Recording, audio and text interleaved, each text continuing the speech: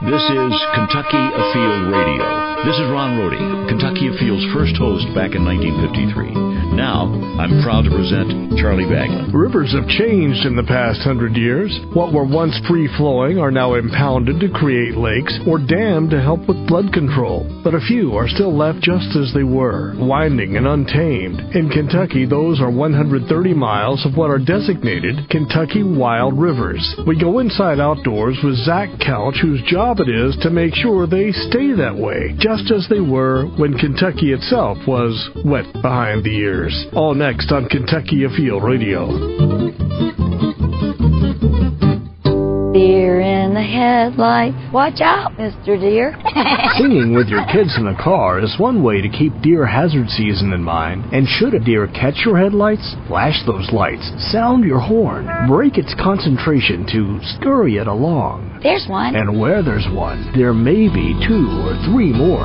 Deer hazard season runs through November, so be wise behind the wheel while nature runs its course. A message from Fish and Wildlife and the Kentucky Office of Highway Safety. Hi, I'm Sadie.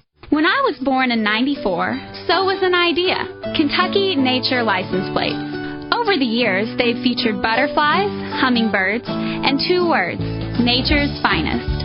These plates have helped safeguard more than 80,000 acres of wilderness areas, a number that's grown as I have, and I can't wait to see what's down the road. See with me. Next time you renew, choose a nature plate, and pick the plate that keeps the bluegrass green. This is Charlie Baglin. Welcome to Kentucky Afield Radio. It's my home address for the hour. We see them, often adorned with whitewater kayakers, rafters, trout anglers, the rugged streams of our state, complete with waterfalls and lost in the wilderness. They make great movies, picturesque postcards, and they're one of the reasons we love our outdoors. On the show today is Zach Couch, who is the Wild Rivers Program Coordinator for the state. Zach, welcome. Yep, thanks for having me on. Wild rivers, they date back. There's always been wild rivers, but never really that designation of wild rivers. And I'm thinking nationally, like the wild and scenic rivers we've heard of that are wild and untamed and undammed. And is that how you would describe? Yeah, absolutely. Absolutely. The way the Wild Rivers program works, it was a law that was enacted back in the mid-'70s that the state designated a few segments of a few rivers throughout the state as being wild and scenic, and that all comes back to the aesthetics of the rivers that we're talking about, the fact that they are free-flowing, no dams of any sort. Most of them are kind of land lost in time. You don't see a lot of human development in these areas. They're pretty rugged, pretty rough patches, but at the same time, some of the prettiest places you'll see in the state. I've heard that 100 miles makes a river. Is that true? I don't know that it is. It seems like when you really get into looking at what streams are named and what creeks are named and what rivers are named, that there's a bit of overlap there. I'm not sure that 100 miles is really it. It sounds like a good place to break off between a creek and a river, but at the same time, there seems to be some areas that are pretty small that are called rivers and some creeks that are pretty big that are still called creeks. You mentioned a minute ago that sections of rivers are designated wild rivers in Kentucky, not the entire river from its origin to where it would flow into a larger body, such as Cumberland River, Kentucky River. The entire river is not going to be designated wild, right? That's correct. Take Green River, for example. The only portion of the Green River that is considered a wild and scenic river is the portion that's within Mammoth Cave National Park. At the same time, the Rockcastle River, for instance, is only designated as a wild river from around the Billows area where the 1956 bridge crossing is, down to around B Rock where the river dumps into Lake Cumberland. At last I counted, there are 9 wild rivers in this state. That number is still accurate? Yes, that's correct. Most of them are in the eastern part of the state. As I said before, the Green River in the south-central portion of the state is designated as a wild river. And then from there, Red River around Red River Gorge that most people have heard of is designated as a wild and scenic river, as well as Cumberland River around Cumberland Falls, Big South Fork, Little South Fork, Rock Creek, Martin's Fork, Bad Branch, and the Rockcastle River. Bad branch of what? It's actually a bad branch of the Cumberland River, and that's one of the areas, getting back to your original question about a creek versus a river as far as designation goes. Bad branch doesn't look like a river if most people see it. It's probably 20 feet, 25 feet wide, something like that, but at the same time, that is probably one of the prettiest wild rivers that we have in the state. A 60-foot waterfall at one point. A lot of hemlocks growing in the area. There's a state nature preserve that takes in all that area as well. Rivers, the wild and scenic rivers of this country, were signed into action back in '68. President Johnson did that. And there were a few rivers around the nation, I presume, that he wanted to see preserved for future generations. Did Kentucky and West Virginia and all the other states sort of just follow suit after that one bill was signed? It would seem that way. The timelines line up for it. Like I say, the national designation was started back in the 60s, and then it looks like Kentucky followed suit back in the 70s. Today, nationally, according to what I'd found a while ago on the web from I think it was National Geographic had done a piece on this, 200 rivers in 39 states. I had counted. I went through that list that they had of which state has wild rivers and which ones don't. And I was surprised Virginia does not have a wild and scenic, a nationally designated wild and scenic river. Wow, that's interesting. Maybe the website is out of date. I don't think so. But Oregon, I counted as best I could close to 60. Wow. Can you believe it? No, that's a far piece from the 9 that we have right now, and that's on the state designation side. I believe nationally designated we have one wild river nationally, and that's the Red River. We also have Marsh Creek, which is proposed, if I'm not mistaken, to be a wild river on the national side of things, but not on the state side.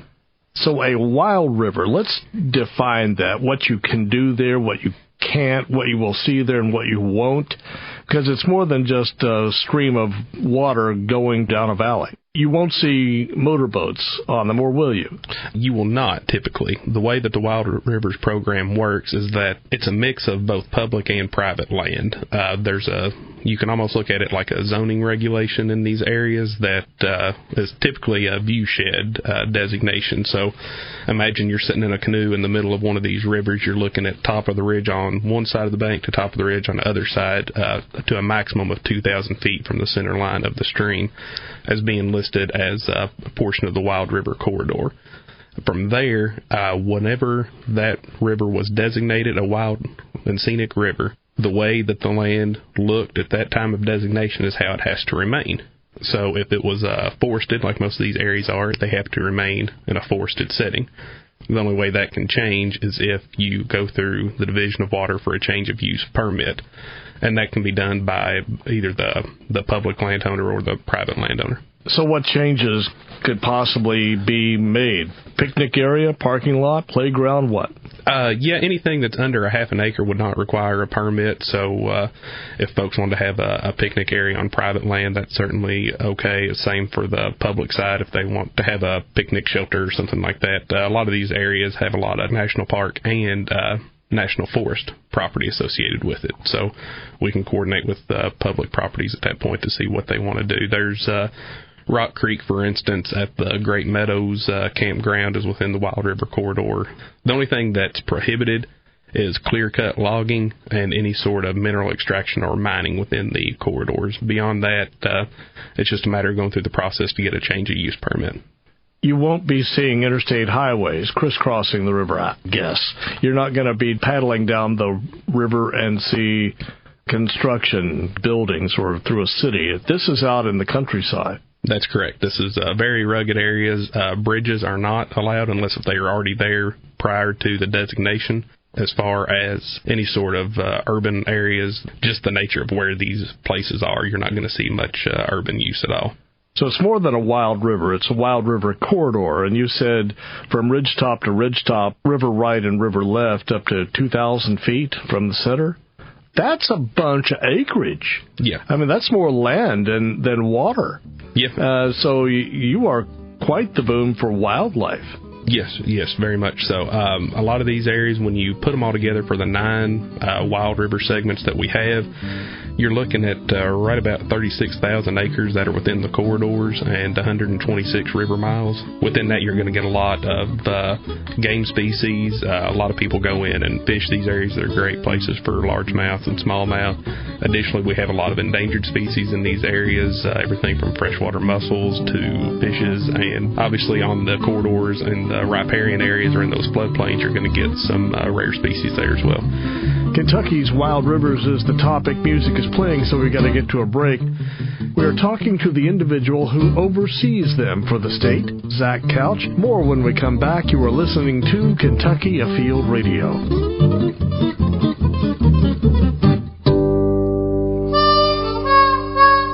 We are back on Kentucky Afield Radio. Charlie Baglin is my name, and it's a show like this that makes me glad that I live in Kentucky, rather than eastern Colorado, Kansas, Nebraska, anywhere where it's flat. The more hills, the more mountains you have, the more untamed the stream is going to be, the more flowing and splashing and rippling over boulders. Now, somewhere in the mix, you have officially designated wild rivers. Zach Couch heads the Wild River program here in the Commonwealth. And I am not looking at a map, Zach, but I'm going to guess that these rivers don't extend that far west. No, the only thing, the farthest west that we have any streams designated is the Green River north of Bowling Green at Mammoth Cave National Park. Everything else is in the eastern part of the state, primarily in the southeastern part of the state. You're essentially looking at these really rugged areas that don't have any sort of development potential, a lot of rock, sandstone cliffs, places that you're not really going to be able to have a town pop up. One thing you do need, I would assume, is access to the river. Do all the wild and scenic sections or all the wild sections have access point put in, take out for canoes, fishermen? Most of them do. Some of them aren't quite boatable. Say, Bad Branch, obviously, like I said before, it's maybe 20 feet wide, and it's not going to get really very deep in most places. You can just wade it. It's rarely any deeper than knee-deep, and there's a 60-foot waterfall there, so that's probably not the best place to go canoeing. Martin's Fork is the same way. It's over in Harlan County. It's a really remote area that we do have. It's a state natural area that's owned by Division of Water and co-managed by Nature Preserves Commission and the Department of Fish and Wildlife. It's a 1,600-acre preserve there that's open to hunting and fishing, although there's not much fish there to speak of. The remaining 7 rivers, there are put-in and take-out areas. Some of them are within the corridor. Some of them are immediately above or immediate below. Yeah. Not a whole lot as far as access goes. You've got to really want to get into some of these areas. Because they're wild and scenic, does that mean they come with recreational opportunities not found on other parts of the river, such as they're publicly owned? So does that mean I can go there at my leisure? Can I camp there? Can I picnic there? What can I do there versus anywhere else? A lot of that really depends on the owners on that particular river. Like I said, the Wild River corridors are a mix of both public and private land. If it's private property, then the folks that own that area obviously have a say on what happens there. So you're not going to be camping on private property without some sort of permission from the landowner. On the public side, again, it really depends on the owner. Mammoth Cave National Park, for instance, you can camp on their property. You just have to get a backcountry permit to camp, if I'm not mistaken. Same thing for a lot of the national park property that you have out in the southeastern part of the state. So before anybody goes out and camps in an area, check with who the property owners are there. If it's public property, they'll be able to tell you what you can and can't do, what sort of permits you'll need. If it's private, then you're going to need to contact the landowner. Beyond that, as far as recreational uses go, obviously these places are open to fishing just like any other river would be, as long as you have access to the stream somehow. If you want to get in by canoe or by kayak in some of these areas, like I said before, they're wonderful areas to fish for largemouth and smallmouth. Bank fishing is going to be restricted to those public lands that are open for that sort of thing, or, again, by private landowner permission. Let's put some cities, counties, landmarks, attach them to each of these rivers so that we'll have a better idea of where they are. Because right now they're just streams through the wilderness, and it's kind of hard for me to say, I've heard the name, but I really can't place where this part of the river is. Let's start with the top here, Cumberland River. Which part of that, and what's it near? Cumberland River, the most popular landmark around there that most people are going to be familiar with is the state park there at Cumberland Falls. That's about dead center on Wild River Corridor. From there, it goes upstream to where Marsh Creek empties in. That's both on the McCreary and the Whitley County sides of Cumberland River. And then downstream from the falls, it's probably 4 miles or so. Actually, the Wild River designation ends right about where the lake water begins to start backing up, and you lose that free-flowing nature. I've done the Sheltoy Trace trip there, and it's great white water, and then it starts becoming a lake after an hour or two. That's correct. And you'll see fishermen there. Mm-hmm. Does every wild river, does that just mean that it's full of white water? Is this where you'd want to see the Deliverance filmed? Not all of them, by any means. Like I said before, the Green River over around Mammoth Cave, there's not going to be any white water there. It's a pretty slow and gentle-moving stream. On the other side of it, you have Big South Fork of the Cumberland River around McCreary County. There's a lot of Class 3, Class 4, even Class 5 if you have enough water going through areas that you really want to be experienced as far as your abilities in a canoe before you try to take that on. That is one of the more remote areas that we have. That's also a national recreational area. The Big South Fork starts in Tennessee and then goes downstream or north through Kentucky around the Blue Heron area.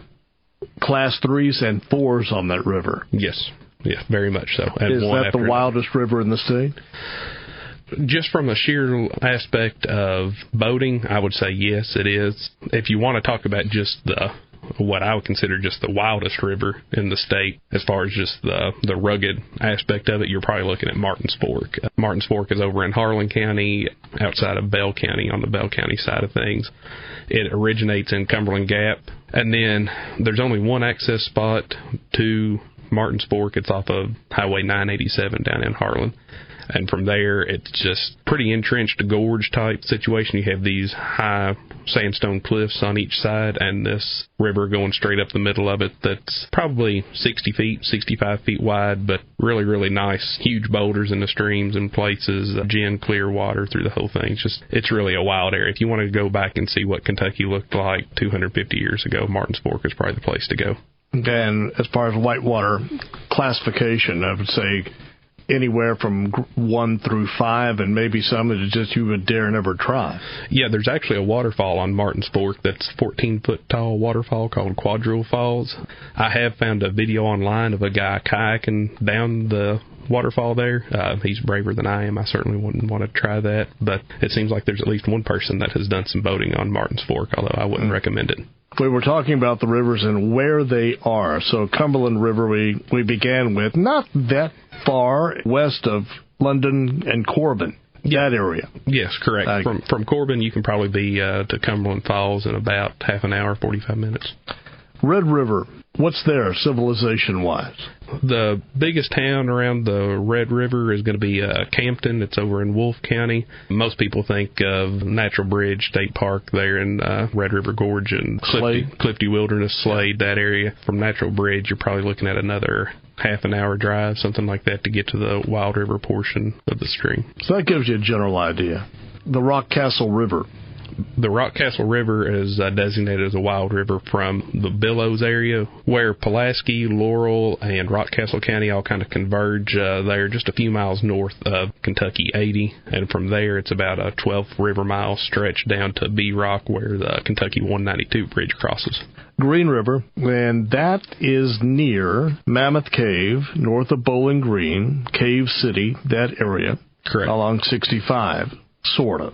Yeah. From the Cave City exit off of I-65, it's a pretty short 20-minute trip, something like that, to get to Mammoth Cave National Park, and that's where the Green River, Wild River segment is. Actually, from Louisville, you can be there within an hour and a half. Big South Fork, we talked about that, and the Class 3s and 4s on that water, but what's near it? What city? Big South Fork, probably your closest city there is going to be Whitley City in McCreary County. And we are in Whitley City. on WHAY 98.3. Yep. Actually, there's 4 of the 9 wild rivers are located in McCreary County. So the McCreary County natives, however, are a hotbed of wild rivers in the state. They've got it going on. Martin's Fork we talked about, but is it too isolated to even have a town near it? It's pretty far out there. Probably the closest town is either going to be Harlan or maybe Pineville in Bell County. From any red lights or stoplights, you're looking at about another half an hour, 45 minutes to get to Martin's Fork. So the closest town is Virginia. Pretty close to it. I have been there once. It's been a number of years, and actually it was autumn, and we were in a helicopter. And I had never been so far out in the middle of nowhere in my life, but it was just breathtakingly beautiful. Yeah, I was just down at Martin's Fork earlier this week, as a matter of fact, and it doesn't matter what season you go there. That's a beautiful area, but especially in fall, I was kind of kicking myself for not waiting a few weeks to go down there to wait for the leaves to turn a little bit. Rock Creek. Rock Creek is again in McCreary County. Rock Creek, Little South Fork, and Big South Fork are all kind of within the 10 square mile area. They're on the western side of McCreary County. Rock Creek is actually our longest wild river segment at 19 miles. It's also pretty well known for its trout fishing as far as stream trout fishing goes. There are several places to get in and out of Rock Creek from a few Forest Service properties and Forest Service roads in the area. Again, it's a creek, not a river.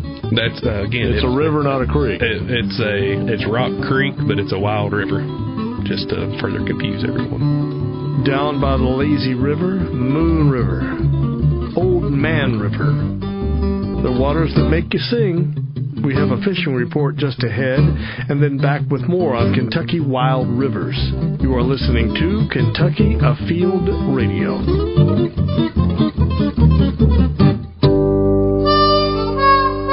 Bagman back on Kentucky Afield Radio. Please circle November 22nd on your calendar. There is a fishing tournament of note coming up at Lake Cumberland and Conley Bottom, and it's called King of the Mountain Fishing Tournament. $10,000 in total cash and prizes will be awarded, and all the proceeds raised will help go to fund youth athletics in southeastern Kentucky. You can learn more on Facebook. Just look up King Fish Tourney. It's time now for our fishing report.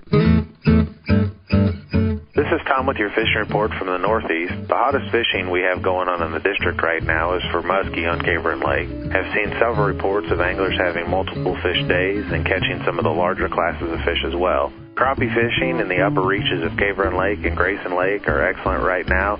Fish near the weed beds, standing timber, or brush piles near drop-offs using minnows and jigs. Finally, October is a huge trout month. We've stocked the federal streams in the Red River Gorge, East Fork Indian, Middle Fork Red, and Swift Camp Creek, and Craney Creek in Round County. The Craney Creek stocking contained fish for both October and November stocking, so now is a great time to hit up the stream. Greenbow Lake and Mill Creek Lake both have been stocked with rainbow trout.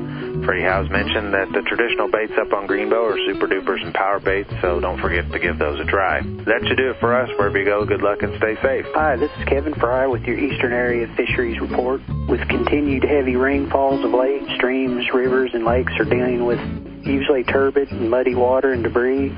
Lakes have been a little less affected, though, and some cooler water temperatures are getting some fish back in catches.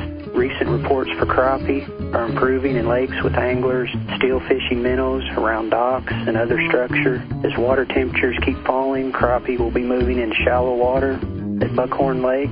Crappie anglers also reporting catching channel catfish on minnows. Bluegill and red ear sunfish are in angler reports from areas. Lakes are biting good in shallow water on cricket and worms, or jigs tipped with bait in a slow retrieve.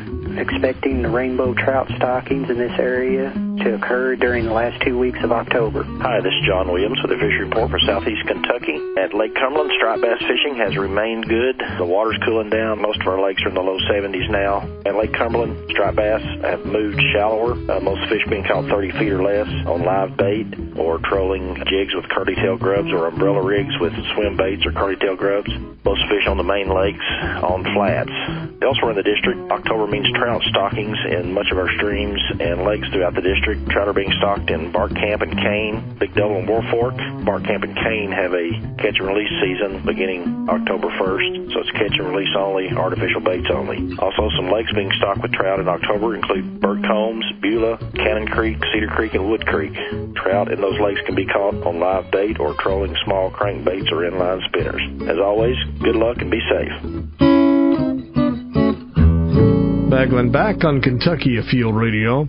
Do you know a stretch of river that you think might qualify as a wild river? We'll tell you how to check into it when our conversation with Zach Couch continues after the break. I never knew I had an artistic flair until my best friend put a paintbrush in my hand. More people are finding hidden interest because someone first took an interest in them. Most of my groceries come from my garden. My neighbor taught me how. If you're a sportsman or a sportswoman, who's the hidden hunter in your life? Asking someone to come along just might create lifelong interest. It'll be a great trip. Got your camo? Take aim on sharing a tradition. Got it. After all, someone did it for you. Google Kentucky Hunting to learn more.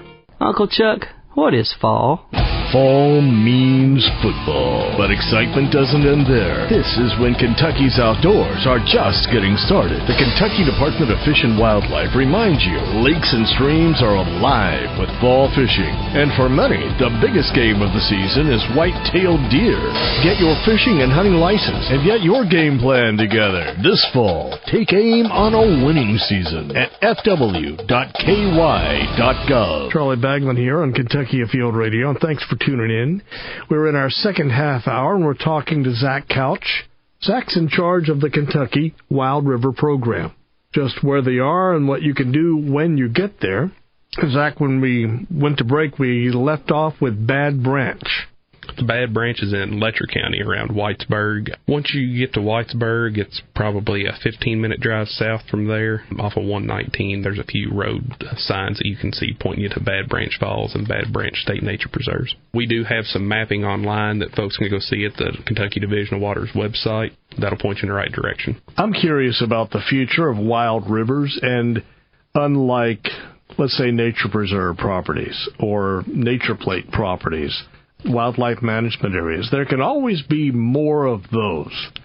But a river has to already fall into the set of criteria to even be considered. And have we mapped the entire river system, and do we know which ones are even eligible for future considerations for designation?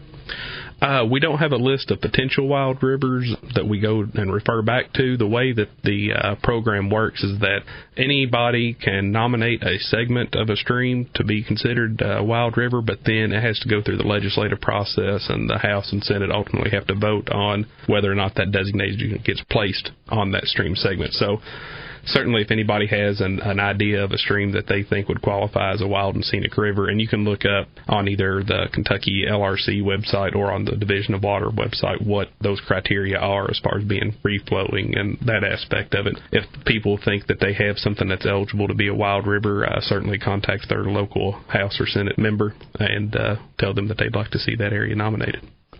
I mentioned nature plate properties. I guess more people have helped your program than really know that they have done it. With the Kentucky Nature license plates, they say nature's finest on them, and they've been around now for 20 years. The current 3 plates is a Viceroy butterfly. What are the other 2?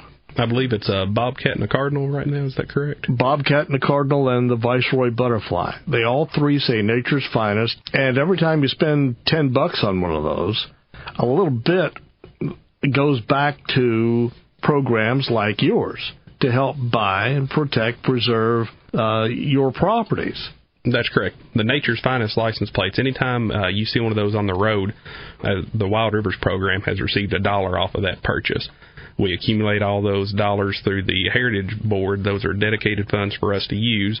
And at this point, like I said before, a lot of these wild rivers are a mix of public and private ownership. Well, 6,000 of those acres are now currently owned by the Division of Water, and we own and manage those for mainly watershed protection in these areas to make sure that the water stays clear and clean and the fishing stays good. And it's also an area that people can go to. It is public property. They can go in and either hike on these properties or use those as fishing sites. So there's land out there for sale, or that you would like to have added to one of these corridors, or maybe even lengthen a corridor, as long as it was for sale, right, by a willing seller. That's correct. We get contacted typically by the landowner that is interested in selling to us. We don't condemn any land. We don't go in and try to forcibly take land from anybody. It's all willing seller and at fair market value. Do you find many people calling you up every now and then? We have quite a few people calling us. We actually have more people calling wanting to sell to us than we have money to purchase property with right now, which is a good reason for folks to go out and continue to buy their Nature's Finest license plates. Yeah, I'm going to guess you may be able to tap some federal money for this too, right? Yeah, we have in the past used some federal funds that we've been lucky enough to get our hands on through a few grants to offset some of the costs here. It obviously takes a lot of license plates to sell in order to get up to 6,000 acres of property. We're trying to do as best we can to use that money wisely and also to match it against any federal funds that are available to purchase these properties. Many people, and dare I say most people, will never be on any of your rivers. They'll hear about them, they're glad they're there, and they'll dream about going one day, but it'll never happen. But they have heard of some other rivers out there that maybe they've seen on postcards or in TV in the Outdoor Channel and A&E. The Chattooga River, I mentioned earlier, borders Georgia and South Carolina, where the Burt Reynolds and the Deliverance was filmed, all the whitewater. I think that's a nationally designated wild and scenic river. I believe it is. The Snake River, if anybody remembers the day of Evel Knievel, the motorcycle maniac, who would jump all these 20 buses, and he wanted to jump the Snake River. It was Snake River Canyon, yes. Idaho, maybe Wyoming, but out in that area. I've seen that river. That's a wild and scenic river. And as I understand it, or am I wrong? If I'm wrong, just chime in. But to me, it looks wild and scenic. Yeah, I believe it is. Again, that's a national designation, and then we're dealing primarily with state designation. Sure. But if that river were in Kentucky, or if you put a Kentucky River, any of the Red River in any other state, it would still qualify, right? No, certainly so. I would put Kentucky's wild and scenic rivers up against any of the other states as far as just their beauty and the recreational aspects of it, from either fishing or hiking. To me, I didn't find this on the piece I was looking at on the web from National Geographic, and I'm surprised. The Colorado River, which has carved the Grand Canyon, didn't see it listed as a wild and scenic. To me, it should be. That's certainly surprising. You would think it would. Of all the rivers that we have in the nation, that's certainly one of the more iconic rivers. I hope I'm wrong in that, but I was surprised. I just did not see it listed. Maybe I was looking at the wrong state. I was looking at Colorado. Maybe it is in another state. Maybe you get as far as Arizona or Nevada. Maybe it does become wild and scenic. I'm not sure. Yeah, I don't. If it's not, it certainly has a good reason to be. It should be, but that's the type river. A lot of nature, a lot of wildlife, a lot of boulders. The areas that we have here in the state, like I say, all of them are free-flowing, no dams, all free-flowing water within the corridor itself. I never go out to any of these places that I don't find very abundant populations of wildlife, both game species and non-game species at all these areas. How many miles of wild river in Kentucky? We have approximately 130 river miles now, mind you, of wild river designated throughout the state in those 9 corridors. 130 miles of river. What is your job? What is it that does keep you busy as the coordinator? You know, it changes day to day. There's so many things that I can be working on. One side of it is the land acquisition we talked about, trying to allow more public recreational opportunities within these wild river corridors and within these watersheds. That takes up a good chunk of my time.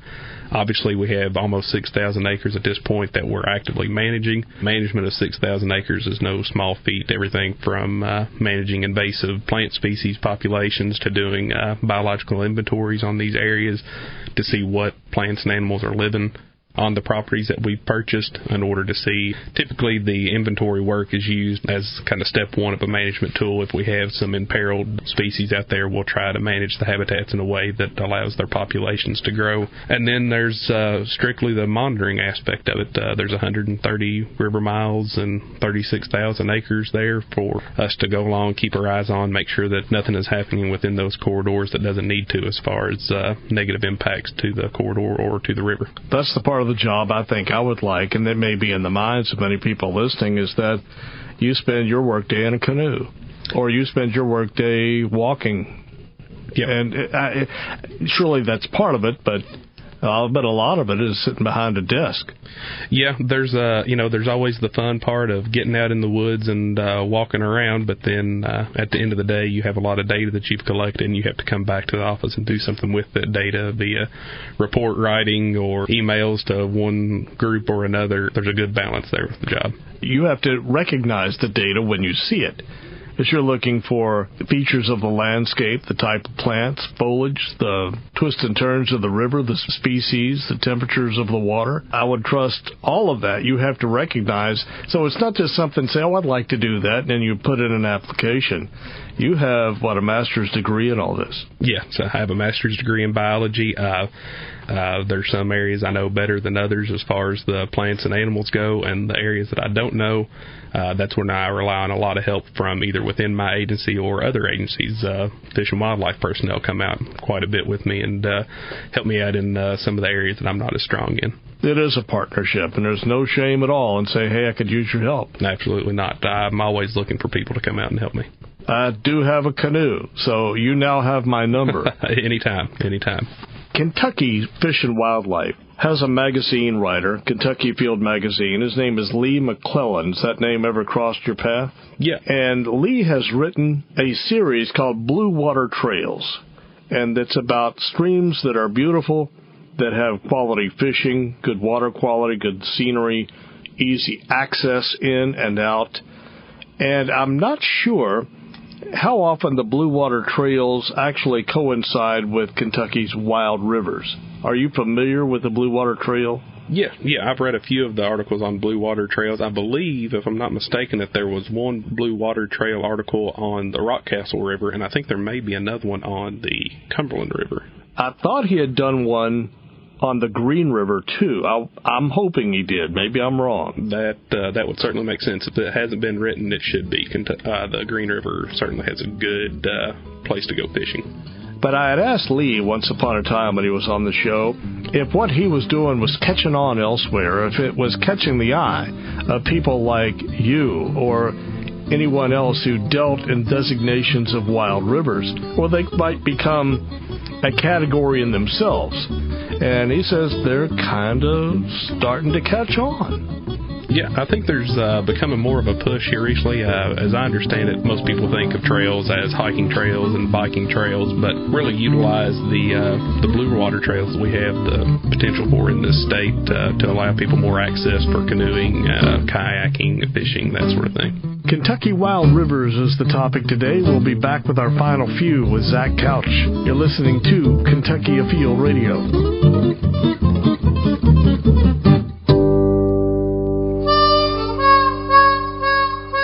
Kentucky Afield Radio is Charlie Bagman here in our final few before we close the show, talking about wild rivers with Zach Couch, the program coordinator. And Zach, I know on your way here to the studio you were saying, I want to say this, and if Bagman doesn't ask me, I'm going to figure a way to bring it up. So what is that? I wanted to make sure to get the word out about the Nature's Finest license plates. As I said before, that's a big chunk of the funds that we use to go in and do land preservation for recreation opportunities for folks within the Commonwealth. It's really important for folks, if they have the opportunity and the ability, to buy that Nature's Finest license plate and help out not only the Wild Rivers program, but several other state agencies that are going in doing active land preservation and management to give people of the state the ability to go out and experience nature either by hiking or fishing or hunting. We have a commercial that airs on this program that talks about all the land those plates have helped to purchase and safeguard over the 2-3 decades now they've been around. Came out in, 95? I believe it was. And so we're looking at 20 years or so. 80,000 acres that they have helped purchase. The Nature's Finest Cardinal plate's one of the prettiest, I think, that's on the highways today. People will buy that simply because it's a pretty plate. Or maybe they're a Louisville fan. Maybe not always thinking this goes to help wild rivers, goes to help wildlife, goes to help cardinals, the real red bird. They may not always connect those dots, do you think? No, absolutely not. Like I say, I've talked to several folks. Typically, the people that have the butterfly plate, you'll see them at McDonald's, see them at Walmart, strike up a conversation and ask them, why did you buy that particular plate? And it was, well, I like butterflies, which, hey, that's great. So I always try to make an effort to explain to people what that money's going towards. In my case, this money is strictly being used for acquisition and management. We're not using that money to pay my salary in any way, shape, or form. That dollar is being spent either to purchase land or to manage the land to make it a better habitat and for it to be a better recreational opportunity. Does it still fall within your purview, Zach, that if you have a wild river corridor, and you said that goes from ridgetop to ridgetop to a maximum of 2,000 feet, yes. 2,000 feet left and right of the river, if there was a land that could be bought to be adjacent land or connect to that land, does that still fall under your jurisdiction to want to buy that? If you wanted to broaden that area that's preserved for wildlife and nature? Yes, certainly so, and we've done that. So it doesn't have to fall within 2,000. That's correct. We have purchased properties outside of the Wild River Corridor that are still within the watershed. So we've taken a watershed approach to land acquisition. It's obviously a priority to buy properties within the corridor, but at the same time, there may be a property upstream of the Wild River Corridor that is larger. Let's say, for instance, we purchased 1,000 acres on Little South Fork of Cumberland River around Wayne and McCreary counties a few years ago. It's a few miles upstream of the corridor designation, but you're protecting 1,000 acres, and you still have frontage on the Little South Fork itself, so you still give folks the ability to go in and fish the Little South Fork. And by taking in that big of a chunk of the watershed, we have a better ability to manage the watershed and ultimately manage the Wild River Corridor downstream as far as anything from sedimentation to any sort of logging operations in the area. If we purchase it, there won't be any sort of logging done. These properties can grow up, become mature forests, and hopefully filter that water even better before it gets down into the Wild River Corridor. This seems like a perfect fit for you. I'm looking at you. Let me describe you on the radio. You're a little taller than I am, so I'm going to guess you're, about 6'3" or 4"? Yeah, about 6'4.5". 6'4.5", beard. You have on a camouflage cap and sort of a plaid shirt. You look the part. You're 33. Right? Yeah, that's correct. So this is who you are. I really like the land management aspect of the job, being able to go in and work on a property, try to get it to be a boost to the local wildlife. I enjoy just being outside hunting and fishing. I always have. I grew up doing it. I still do it. So just from start to finish, from the time I get into work to the time I leave, it's a lot of times it's really fulfilling being able to go out, see these properties, work on them, and long term be able to see the long term benefit. You grew up on a river. It was called the Ohio River. That's a big dude. That would never, ever, ever be declared a wild and scenic river, I don't think. No, just the dams on it in and of itself kind of preclude it from being a wild and scenic river, although there are certainly scenic areas up there. I grew up fishing in Corn Creek in Trimble County and over in the Little Kentucky River. That's where I started really getting the idea that this is the sort of thing I wanted to do for a living, and somehow just lucked into picking biology as a major, and next thing you know, I've got this job. Little Kentucky River is a river I don't hear a whole lot about, and I grew up fishing that river too. And it's a nice little quiet river. There's no way to ever put a boat on it unless it's right up there at the mouth by the Ohio, but that's a good river to fish. Yeah, it's a great river to wade and fish. There's really good smallmouth bass and rock bass in there.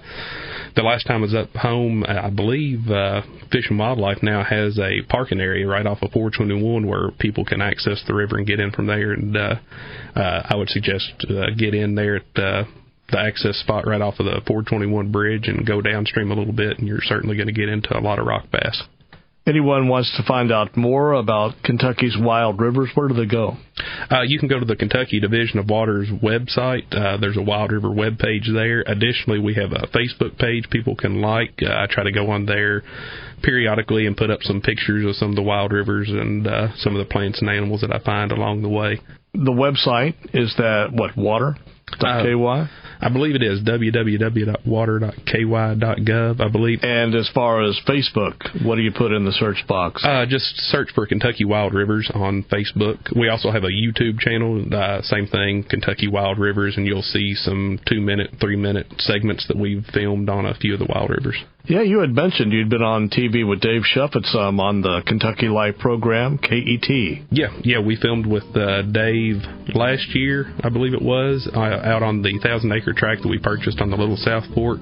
Additionally, WKYU out of its Western Kentucky University's PBS station did a 30-minute documentary on Kentucky's wild rivers last year. It was actually nominated for an Emmy this past year. Well, congratulations on that nomination. Thank you. That's something you can definitely hang on your wall and be proud of. Certainly so. Well, Zach, I appreciate you coming by. One question I always ask my guests, do you text and drive? Absolutely not. That's a good man. All right, Zach, thanks a million. All right, thank you much. Kentucky's wild rivers. You should see them. We're out of time. It's Charlie Baglin inviting you to join us in a week, and we will go inside outdoors again right here on Kentucky Afield Radio.